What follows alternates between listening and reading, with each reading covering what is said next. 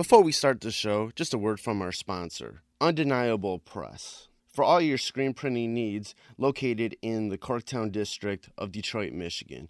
If you ever need any t-shirts or any other little promo accessories, posters, or whatnot printed up for you, go to Undeniable Press. They're located, once again, in the Corktown district of Detroit, Michigan, and you can reach them at facebook.com/undeniablepressdetroit. And those same guys who do Undeniable Press also have a clothing line called 20 by 20 Apparel. It's very much wrestling themed, all sorts of nostalgic themes in regards to the history of wrestling. And you can go check out their clothing line at 20x20apparel.com. That's the number 20x, the number 20apparel.com. Now let's start the show. Fresh is the word. I'm Jim Duggan, got long wood for plenty hoes. I keep it fresher than fresh, but you already know. You suckers bummy, I'm money, I got a ton of flows. My weed loud like a motherfucking thunder roll. Your shit quiet like you ballin' on a budget though. We see your kicks and we laugh and yellin' what are those. You see me shining like a suit on puffy. You know my grindin' shit is too strong, buddy. That's why the dude call money. I be stuntin' like it's nothing at all. Cause it's nothing to me, it's probably something to y'all. Trying to smoke like me, then come and fuck with your dog. Got a closet full of kicks, you can't cop it them all. And I'm fresher than the freshest, you can tell it's in my essence. Bitch, you see the way I'm rapping, yes I do this shit to death. Until I'm running out of breath, or tell somebody cut a check. But either way you know it's fresh, and either way you know it's fresh. Fresh, we fresh. Fresh, goddammit, we fresh. Welcome to the Fresh is the Word podcast. I'm your host, Kelly K. Fresh Frazier. This is episode 86, and this is the second episode with interviews recorded from my recent trip down to Columbus for Wizard World. On this episode, my guest is Tracy Lawson, an author who places herself among a couple literary genres, young adult thrillers, and digging into the past, telling historical stories with a modern twist. Her latest project is the 4-part dystopian series called Resistance. She is currently working on a thriller set during the Revolutionary War also. During our interview, we talk about how she interacts with people at conventions like Wizard World, her Resistance series, her upcoming Revolutionary War project, the importance of telling certain stories from an actual woman's perspective, and all sorts of other actionable advice about being an independent creator. All right, so let's get on to the interview with Tracy Lawson. Okay, I'm here at the Wizard World Columbus Comic-Con with Tracy Lawson. How you doing? I'm doing great. How about you? I'm already tired. We were already talking about how like these Comic-Cons are a bit of a marathon. Absolutely. You got to pace yourself a little bit there. When you're doing these sort of Comic-Cons, you know, what sort of conversations are you having with the people that come up to you? Well, one thing I want to know most of all, because I'm an author, is what kind of books do you like to read? So that's one of the first things I ask, and I love it when they say dystopia, because that's what I write. Right. When how are you trying to, you know, sell yourself when you're at these Comic-Cons? Because on a previous episode of my podcast, I had Victor Dandridge, who's the coordinator for Artist Alley here, and he was telling me about this sort of, it's like you're selling yourself twice for the immediate and then so they remember you, basically. Right. Well, I like to hand out bookmarks and maybe engage people in conversation, find something we have in common, because I've worked at a lot of different types of jobs. I taught dance for 25 years, and I choreographed musicals for schools. At events like a Comic-Con, you're going to find a lot of kids that did theater. So we have a connection right there. Oh, great. So how important is it to sort of engage into like the community with the people and with other creators? Well, I think people, when they come to an event like this and they want to meet the artist or they want to meet the writer, you want the experience. You want, I want to know the backstory. I want to know, and they want to talk to an author and, ask a question. And I've had so many kids say, oh my gosh, I've never met a real author before. And I think that's kind of funny now because since I've been in it a couple of years, half my friends are authors. I'm like, oh, we're everywhere. But if you've never met an author before and you want to know how long did it take you to write that book or how did you come up with the idea, I'm so happy to talk about that. I actually had one little guy one time picked up the book and started reading it. And he said, now, Miss Tracy, you say that Tommy has an accident, he has a scar from being in an accident, but you don't tell me what the accident was. And I said, well, how far are you? And he goes, well, I'm about halfway through the first chapter. I said, well, that's because we don't do backstory until a little bit later. Because if you and I met and I said, hi, my name's Tracy Lawson, and when I was born in Cincinnati, Ohio in 1960-something, you'd be bored and you'd walk away. But Right. I have to hook you. And as a reader, I want to get you interested in the story that's happening immediately. And then later on, I want you to start asking those questions like, oh my gosh, how did he get that wicked scar? I need to know. And then about chapter 3, I'll hit you with that backstory. When did you start writing and wanted to become an author? Wow, I wanted to become an author my entire life, ever since I knew that people wrote books. Right. When I was in first grade, my elementary school had a young authors program. We were to write little stories, and then the moms would come in and type them up on typewriters, use a sewing machine to sew the pages to a cardboard backing, and then use contact paper to make the cover. Yeah. And then they would give them back to us to illustrate. Now, this was like the most super cool thing ever. And when I finished my classroom work early, the teacher would always say, Tracy, why don't you just write a story? Well, I walked out of first grade with 67 books.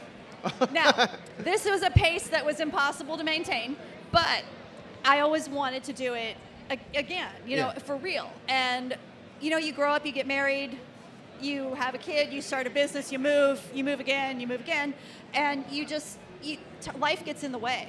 So about my mid-40s, when I was faced with my kid going to college and my husband's looking at a cross-country move, I thought, I'd rather not try to find a job in my field again. How about I decide to do something different? And thankfully, we were in a position where I could stay home and write for a couple of years and try to figure it out. Those first steps of figuring out, what did you do? Wow. Read a lot of blog posts, talk to other authors. I would go to book events and talk to authors just like people come up to me now. And that's why I'm always happy to engage or to talk to people because it's all about helping each other out. And I've had help every step of the way. So if somebody comes up to me and says, I really want to publish my book, but I don't know how to get started, I'm happy to give them some advice and tell them what worked for me and what didn't, because everybody's journey is different, but it's kind of nice to know what to avoid. Right. Yeah, it is very important to sort of always have that sort of sense of being a mentor because you were also at that place at one time. Exactly, and I was there not all that long ago, so I can at least even talk to them about it currently, because if I had started writing 20 years ago, it would be like, well, when you mail your query letter, no, everything is email now. And how do you submit? How do you decide which publishers write for you? How do you decide to go indie? How do you, all these questions. And the options are greater and more diverse than they've ever been. Was there anybody specific that, comes to mind that when you were kind of figuring it out really helped you? Absolutely. Liz Coley. Liz Coley was at the Ohioana Book Festival in Columbus, and I went to one of the panels, and she talked about her young adult book that she had written. And afterwards, I came up to her and I asked her a few questions, and I, bought a book and she signed it. And then I said, if I have any questions, can I get in touch with you? And she said, sure. Well, about a year and a half later, I needed some help getting Counteract ready. I was getting some good responses from publishers, but I wasn't getting over the hump. And I knew it had something to do with my first chapter. And I said, could you please take a look at my first chapter and see if you can offer me any kind of critique. And she did, and oh my gosh, the critique that she gave me was so detailed, so kind. It wasn't like, wow, this is trash. She said, you're doing this too soon, you need to cut this back, you need to tell us more here. She really gave me just directions and thoughtful feedback. And I did what she said, I took it to heart, and within another month, I had 4 publishers that were interested. So it was, the proof was in the pudding. Right. And so, yeah, and I'm happy to do that same kind of thing for other budding authors. To anybody who's kind of coming up, trying to figure out themselves, what advice would you have for them when they're reaching out to other authors for advice? Wow. Don't take anybody's advice as gospel truth, gotta do this or nothing else, because what works for people is different. but also to just kind of like, wow. Be glad that people are willing to help you, but don't change everything you do every time you talk to somebody new. And then, of course, the final word on it is never, never pay a publisher, because if you pay a publisher, it's not a real publisher. And I've said that to people, and they go, oh, really? Because I was looking at this package that was only $5,000. Like, no, don't do that. Because once you do that, they have no incentive to market you further, because they've got their money. Definitely. Yeah. So anyway, I think I've yanked a few people back from the abyss that way. From the ledge. They're like, oh, this is the opportunity. Oh, yes, this is the opportunity of a lifetime. I'm going to be an author. Yeah, I'm going to be an author. And you can be there's a lot of different ways to be an author. It depends on what your goal is, what you're going for. My goal was always just to get a little bit better at my craft every time.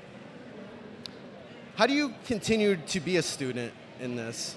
How do you keep on getting better at your craft? Oh, there's so many free webinars. There are so many blog posts that I subscribe to. There's always somebody else to talk to. Recently, my new work in progress is historical fiction. After writing near future realistic dystopia, I'm taking a step back and I'm writing a thriller set during the Revolutionary War. And it's based on a true story involving one of my ancestors. And so I've got to learn all this stuff about the Revolutionary War era and life during the Revolutionary War era. So one of the first thing I did was take a webinar in writing historical fiction. There's a sense of preparation that you need to go in there. Talk about what you do before you actually get into the meat of writing. Wow. Okay, well, I'll talk about this new project because it's very exciting to me. When we were driving the car listening to a podcast, and someone said in this that we see history through a very narrow slice, and very rarely is it seen through the eyes of a woman. And I had just wrapped my dystopian series, and I was giving myself a break, but I thought, doggone it, I should do something about that. What can I do about that? There's got to be a good story that I can use. And I realized that I had done a genealogy book for my parents for their anniversary one year, and there was a story in there about one of my dad's ancestors who made a 200-mile journey on horseback alone to Valley Forge because her husband and brothers were there, and she brought them supplies and medicine. So she went from Northern Virginia to Valley Forge in January of '78 by herself. So she was badass. And I really look up to her and admire her, and so I thought, she would make a great story.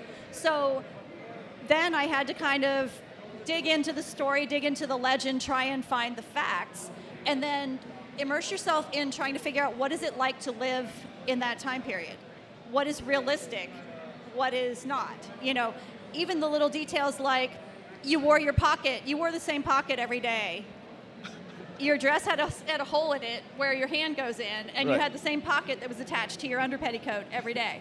So that was something that I didn't know. Or that your shoes don't have a right foot and a left foot. You just put them on and you switch them every now and again so they wear evenly. Okay, these are like the day-to-day details, but then also I did not know that if your father dies when you're a child, you're an orphan, even if your mother's still alive and able to care for you. Oh. Because women had no rights. Okay. Women they could not engage in business, they could not do legal transactions, so they appointed a guardian for your children after your husband died. And you had no say in what happened to them, what kind of apprenticeship they had, whether they were put into service in somebody else's household. You were powerless. And so that's one of the reasons I believe my grandmother made that journey, because her brothers were sick. One of her brothers-in-law had already died of smallpox. And 90% of the deaths during the Revolutionary War were from disease. Yeah. Only 10% from combat. And so I think she looked around and she went, okay, if I lose them all, I'm going to be in the same position that my mother was when I was a 10-year-old and my father died. I can't let that happen to my children. And so she decided she was going to do something about it. Oh. So she, like I said, tough girl. Tough girl. Tough girl. You mentioned in the beginning of talking about this how you wanted to write something about this through a woman's eyes. Yes. How important, just in comic books or sci-fi and anything alone, how important is it to have more and more stories through the women's eyes these days? It is of paramount importance. It really is. I've noticed a lot of writing lately that you can tell when the main character is a woman written by a man. Right. Yeah. And I don't know how much I'm allowed to say in your podcast, but I do have a friend. Do whatever you want. Okay, I have a friend who wrote a book recently, and his protagonist was a young woman, and she liked to run on her treadmill not wearing a bra. And he spent a lot of time talking about her nipples. And I was like, do you know any women? Because I don't know any woman who likes to run without a bra in any circumstances. No. Yeah. So anyway, just stuff like that. It's like, and they say the definition of a strong woman in a book is that a woman can have a conversation with another woman that's not about a man. And that's just one of the defining characteristics of a woman who's a strong character. Right. Instead of just simpering about this guy or that guy. And so, yeah. But my character, when she gets out into the world, she realizes that liberty means different things for different people. That in the 1700s, liberty was for white men. It wasn't for African-American slaves. It wasn't for women. It wasn't for indentured servants. You could take your indentured servant, like you, Kelly, as a white man.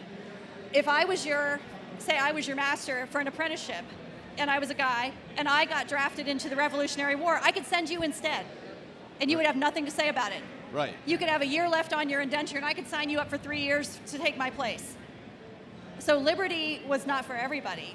And I think she might have had an idealized notion of what it meant to be a patriot and what it meant to be free until she got out into the world and saw a little bit more and went, hey, this is a little bit not okay. Like, another thing I recently learned, the Hessian soldiers that fought on the British side, everybody goes, oh yeah, those mercenaries. No, they were not mercenaries in the sense that they were getting paid to do this. Right. They were sent by their prince, who was getting paid for loaning them out. And he also got a bounty for every one of them that died. So, Right. But anyway, so the Americans have all these Hessian soldiers that are prisoners of war, and they're having trouble feeding them all because, money's tight. Yeah. And so what they devise a plan, Ben Franklin and Thomas Jefferson, they get together and they say, okay, this is how we're going to get those German prisoners of war taken care of. We're going to make those prisoner of war camps in German-speaking communities. We're going to furlough those guys to let them go to church and get jobs. We're going to introduce them to the German farmers' daughters, and we're going to induce them to quit the army and become good Americans and stay here. We're going to give them 50 acres of land and religious liberty and a nice German girl and see what happens. And they left the army. They deserted by the hundreds. Right. Because it's like, dang, this looks pretty good. And to a German peasant at that time, 50 acres was like a barren. Yeah. Yeah, that was amazing amount of land. And so they were like, you're shitting me, right? No, we're serious. Go do this. Go to church, get a job, meet that girl. And so then Anna's like, hey, we've been getting persecuted down there in Virginia for 100 years for being Baptists because the Anglican church was the official church of the state of Virginia. And if you were not Episcopalian, they could beat you up and put you in jail and not let you get married. Right. So when she, so in my book, when she hears about the religious liberty being offered to the Germans, it's like, wait a minute. Because my husband's getting beat up and thrown in jail for being a Baptist minister down in Virginia. So why is it okay to give these people who have been fighting against us religious liberty? So it's kind of a timely topic. Right. The whole idea of, liberty and freedom, once you get liberty and freedom, there's still something there that you have to do, and it's almost like you don't have liberty and freedom until you figure out what you want to do after that. Right, exactly. How do you sort of deal with that? Wow, that's a great question. That's a stopper of a question, isn't it?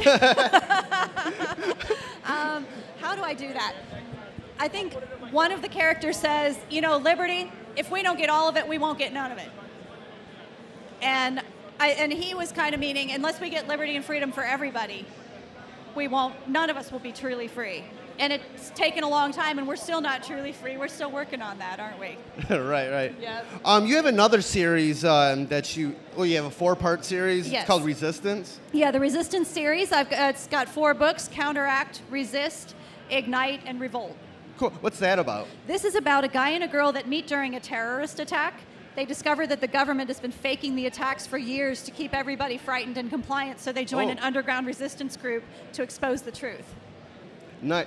Stuff like that's interesting because you're like, all this stuff that happens in the world, you're like, is it really happening the way that they're saying? Oh, no, it never is. And that's the thing. One of my characters even says, it's never what you see on the news. Right. You're like, who's really behind this? Is this fake? Yeah. Is this, Oh, yeah. I mean, fake news and propaganda are not new. They've been doing it for hundreds of years, but it's done faster now and more Right. efficiently. And now you're thinking about with, the way the elections were and everything, you're like, all right, dude, what was real? Oh, absolutely. And the problem, too, when you let people have more control over your liberties, I have a character who's trying to convince the new head of the government that it's really a bad idea to make a lot of these decisions for people. And he says something about, what if whoever was in charge decided that bungee jumping was the true path to happiness and that everyone over the age of 18 had to bungee jump at least once a week. And the woman who's in charge of the government goes, oh no, oh my God, no. And he's like, do you see what I'm saying here? What's good for you may not be good for me, may not be good for somebody else. And the more opportunity we have to make choices for ourselves, the better off and the happier and the more productive we are.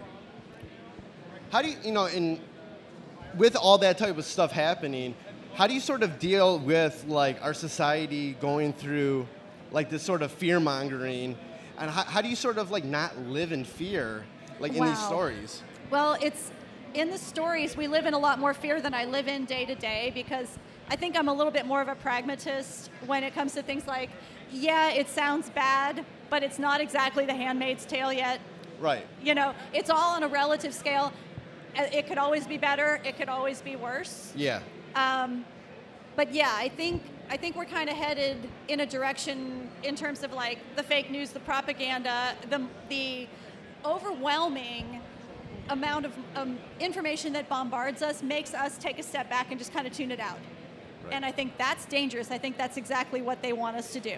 Oh, exactly. They want to distract us, and they want us to just check out, because then they're free to do whatever they want. And the mythical they, as I make quote marks with my fingers, I don't even know who they are, but it's there's a lot of they. Right. When you're doing stories like this, how important is it for you as an author to sort of put out stories like this to the readers? Just to have the opportunity to put it out there.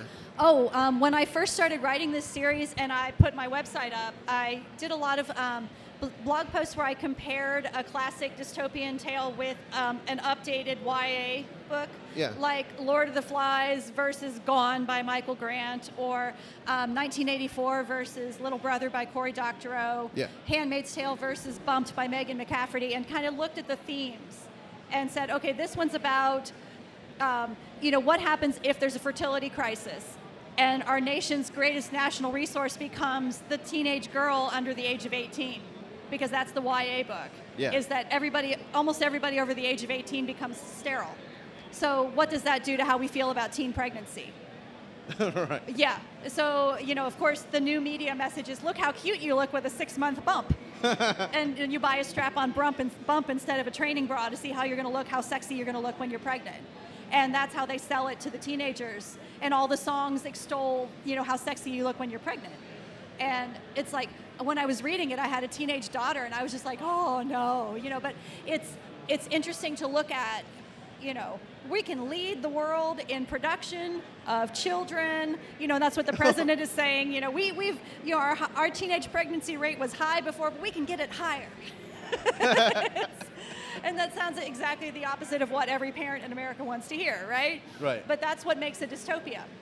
You take a solution to a problem and you take it to an extreme that becomes very, very uncomfortable for everybody involved. Right. Like in The Giver. Right. What's something, about your life and your career what's a lesson that you could extract from your life or career that anybody listening to this, could, grab onto and, use in their own life? Wow. If you want to be a writer, or if you want to be just a human. That's a toughie. Anything. Wow. Stay aware of what's going on around you. Listen to the voices in your head, because they're your friends. Because my characters do talk to me. My mother had me tested. I'm not crazy. But when that voice in your head speaks to you, listen up, whether it's about writing or whether it's about what's really true and good. Because in my books, when my characters get into the biggest trouble, it's when they don't think it through for themselves and they let somebody else make a decision for them. Right. So, hey, look how I turned that around. Awesome. Just to finish this interview, Sure. I always like to end my interviews for the podcast the same way. And what I ask is, who is somebody that's been a part of your life or career that I could realistically interview also that would have great lessons or great stories to tell? Wow, let's see. There's nobody here in this room that I know. But anywhere, it doesn't even have to be here. Let's see. Somebody else that would help is probably my friend Shelley Dipple. Okay. She is in Texas. She's part of my writing group. Okay. And she is writing a dark comedy about a woman who owns a funeral parlor. And she is trying, her husband disappears. Okay. She's got to figure out if she can get him declared dead or if he has run off with another woman or what, because the business is failing and she can't dissolve the business without his signature. Yeah. And so she leaves the courthouse and she's walking across the street. She gets hit by a car. And in the moment that she's blacking out, she says, "Oh, my competitor's going to be the one to lay me out." And Shelley's actually working on that right now. She's got an agent interested. It'll be her first book. But I've really enjoyed going through that journey with her and bouncing ideas off of her, because having that one friend that you can go meet for coffee and say, "Okay, tell me if this is stupid or if this makes sense." And then we Right. just like, one of us will spill and the other one will sit there and nod and go like, no, or yeah, you know, and then we work it through together. You need that one person in your life that Right. will push you and pull you. And I finally found that person in Shelley, and I'm so glad to have her. Awesome. If anybody wants more information about you online, where can they go? Okay, great. The Resistance Series fan site is counteractbook.com. Okay? Counteractbook.com. On Facebook, I am Tracy Lawson Author. I am Tracy Lawson Author on Instagram, and on Twitter, I am Tracy S. Lawson. Cool. All right, it's been great talking with you. Yeah, Kelly, it's been wonderful. Thanks for stopping by to do this with me. All right, thank you. So that was my interview with Tracy Lawson, recorded recently at Wizard World Columbus. All the links to her website and her books are in the show notes for this episode at freshasthepodcast.com. And now on to the Fresh is the Word, Fresh Pick of the Week. This episode's pick is the monthly comic book thriller, Long Lost, created by husband and wife duo Matthew Ehrman and Lisa Sturl. It's a story about two sisters that have been estranged for quite some time, who are mysteriously thrust back into the strange little small southern town that they grew up in, where many painful memories involving their mother exist. As the first 6-issue arc of this book goes on, only more questions come about and more regret for even returning comes about. The trade paperback book for the first 6 issues is due out real soon. They say late June, so be on the lookout for that. I met Ehrman and Sturl at Wizard World Columbus, and what really drew my interest to this comic book was the artwork from Lisa Sturl, especially the vivid covers for each issue. So, definitely be on the lookout for Long Lost. I think it's a really cool comic book. All the information about where you can check out more information about Matthew Ehrman and Lisa Sturl are also on the show notes for this episode at freshasthepodcast.com. So that's another episode of Fresh is the Word in the books. We'll have one more episode from Wizard World Columbus later on this week. And before I get out of here, I definitely want to remind you how you can support the podcast. You can always go to freshasthepodcast.com, and from there, share any of the links, anything that you might like on any of your social media. You can also subscribe to Fresh is the Word on Apple Podcasts, Stitcher Radio, Mixcloud, SoundCloud, Google Play, and TuneIn. Just search Fresh is the Word, and it should come up pretty quickly. And please, especially on Apple Podcasts, if you could review and rate the podcast, that would definitely help me out a lot with just spreading the word and building up this really cool podcast. And if I do see any reviews, I'll definitely read them on the podcast. You can also personally follow me online on Twitter and Instagram at Kelly Omega Fresh. and on Facebook at facebook.com/kfresh. And you can follow Fresh is the Word online on Twitter at FITW Podcast, on Instagram at Fresh is the Word Podcast, on Facebook at facebook.com/Fresh is the Podcast, and on SoundCloud at soundcloud.com/Fresh is the Word Podcast. Thank you for listening to another episode of Fresh is the Word. I definitely appreciate anybody who listens. Goodbye and good night. Fresh is the word.